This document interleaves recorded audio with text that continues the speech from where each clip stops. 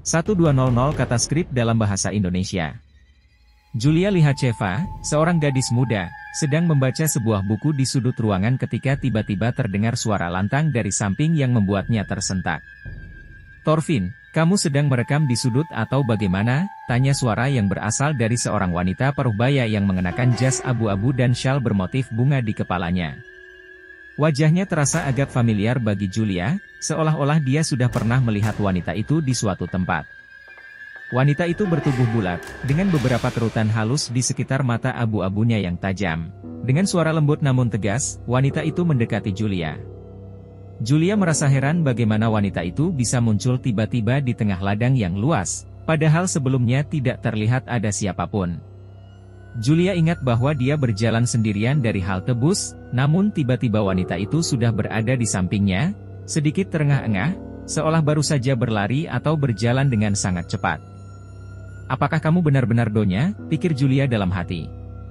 Wanita itu kembali berbicara, kali ini dengan nada yang lebih bersahabat. "Jadi, bagaimana menurutmu tentang dia?" tanyanya, dengan nada yang aneh dan sedikit mencurigakan. Julia merasa ada yang tidak beres. "Biasa saja," jawabnya singkat, sambil memperhatikan wanita itu dengan penuh kewaspadaan. Wanita itu tertawa kecil. "Ya, dia memang punya kebiasaan aneh.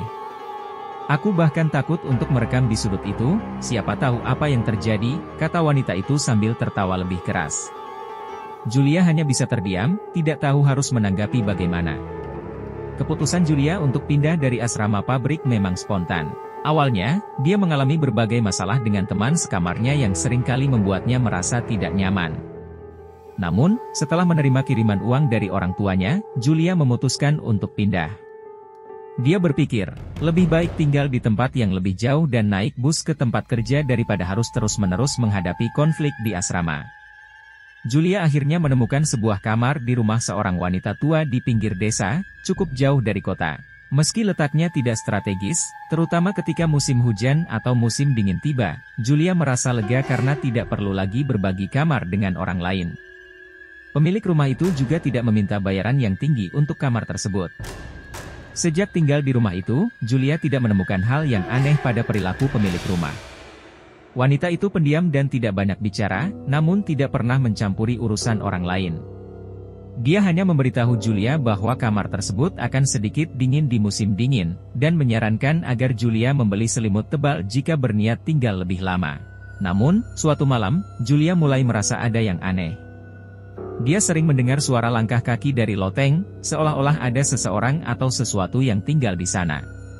Setiap malam, Julia mendengar pemilik rumah berbicara di loteng, seperti sedang mengajak bicara seseorang atau mungkin hewan peliharaan. Kenapa dia memanggil hewan peliharaannya, anak perempuan? Julia bertanya-tanya dalam hati. Ingatannya kembali ke masa kecil, ketika neneknya biasa memanggil kambingnya dengan sebutan, ibu. Mungkin wanita tua itu juga merasa kesepian dan menganggap hewan peliharaannya sebagai anaknya sendiri. Suatu malam, Julia mendengar suara-suara aneh dari loteng yang membuatnya terbangun dengan perasaan takut.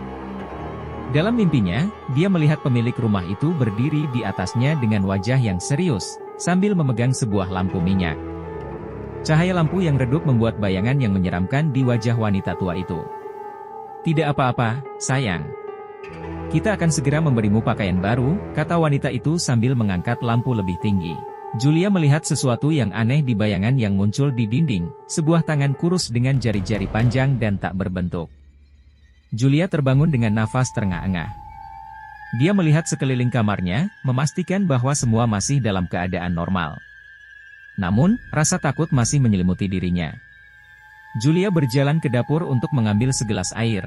Namun ketika dia melihat pantulan dirinya di jendela, dia merasa ada yang tidak beres. Di belakang pantulannya, dia melihat sosok wanita kurus dengan wajah pucat dan rambut yang kusut. Julia berteriak pelan, namun ketika dia menoleh, tidak ada siapapun di belakangnya. "Ah, hanya bayangan," gumamnya dengan lega. Dia melihat kembali ke arah jendela dan menyadari bahwa yang dilihatnya hanyalah bayangan dari jas abu-abu dan syal gelap yang tergantung di dinding. Julia tertawa kecil melihat betapa mudahnya dia terpengaruh oleh imajinasinya sendiri. Dia memutuskan untuk kembali tidur dan berusaha melupakan kejadian itu. Hari-hari berikutnya berlalu dengan tenang. Julia mulai terbiasa dengan kehidupan barunya di rumah itu, meskipun suara-suara aneh dari loteng masih sering terdengar di malam hari. Dia masih melihat pemilik rumah pergi ke loteng setiap malam, namun dia tidak terlalu memikirkannya lagi. Suatu hari, Julia melihat pintu kamar pemilik rumah sedikit terbuka dan dia mengintip ke dalam. Di dalam kamar itu, dia melihat beberapa foto yang tergantung di dinding, menampilkan seorang gadis kecil yang tumbuh dewasa. Julia menyimpulkan bahwa pemilik rumah itu tidak sepenuhnya sendirian, mungkin putrinya sudah dewasa dan tinggal di tempat lain, meninggalkan wanita tua itu sendirian di rumah tersebut. Suatu malam, ketika angin bertiup kencang, Julia mendengar suara yang sudah tidak asing lagi dari loteng. "Anakku, di mana kamu? Aku sudah membawa makanan untukmu," kata pemilik rumah itu dengan suara yang lemah. Julia yang sudah terbiasa dengan suara itu, hanya bisa meringkuk di bawah selimutnya, mencoba untuk tidak terlalu memikirkan apa yang terjadi di atas loteng. Namun, semakin lama Julia tinggal di rumah itu, semakin dia merasa ada yang tidak beres. Dia mulai bertanya-tanya mengapa penyewa sebelumnya tidak pernah tinggal lama di rumah itu. Mungkin karena suasana yang dingin dan suram, atau mungkin karena alasan lain yang lebih menakutkan. Suatu malam, Julia memutuskan untuk memberanikan diri dan mencari tahu apa yang sebenarnya terjadi di loteng. Dia menunggu sampai pemilik rumah tertidur dan perlahan-lahan naik ke loteng dengan membawa lampu minyak kecil. Saat dia membuka pintu loteng, dia merasakan angin dingin yang tajam menyambutnya. Di loteng yang gelap dan berdebu, Julia melihat sesuatu yang membuatnya terkejut. Di sudut ruangan, dia melihat sebuah boneka besar yang mirip dengan gadis kecil yang ada di foto-foto di kamar pemilik rumah. Boneka itu terlihat tua dan rusak, namun masih dirawat dengan baik. Di samping boneka itu, ada beberapa pakaian anak-anak yang sudah usang dan sepasang sepatu kecil. Julia mundur dengan perasaan takut. Dia menyadari bahwa pemilik rumah itu mungkin mengalami gangguan mental, dan boneka itu adalah pengganti putrinya yang sudah lama pergi. Julia bergegas turun dari loteng dan kembali ke kamarnya, hatinya berdebar kencang. Keesokan harinya, Julia memutuskan untuk meninggalkan rumah itu secepat mungkin. Dia tidak ingin tinggal lebih lama di tempat yang penuh dengan misteri dan kenangan yang menyeramkan. Julia mengemas barang-barangnya dan meninggalkan rumah itu tanpa mengucapkan selamat tinggal kepada pemilik rumah. Dalam perjalanan menuju kota, Julia merasa lega bisa pergi dari tempat itu. Namun, bayangan tentang apa yang dilihatnya di loteng masih menghantui pikirannya. Dia bertanya-tanya apakah pemilik rumah itu akan pernah bisa melepaskan masa lalunya dan menjalani hidup yang normal. Julia berharap, di suatu tempat, wanita tua itu bisa menemukan kedamaian dan kebahagiaan yang telah lama hilang dari hidupnya. Sampai kapanpun, Julia akan selalu ingat pengalaman aneh yang dialaminya di rumah itu, dan dia bersumpah untuk tidak pernah lagi tinggal di tempat yang penuh dengan rahasia dan kenangan masa lalu yang gelap.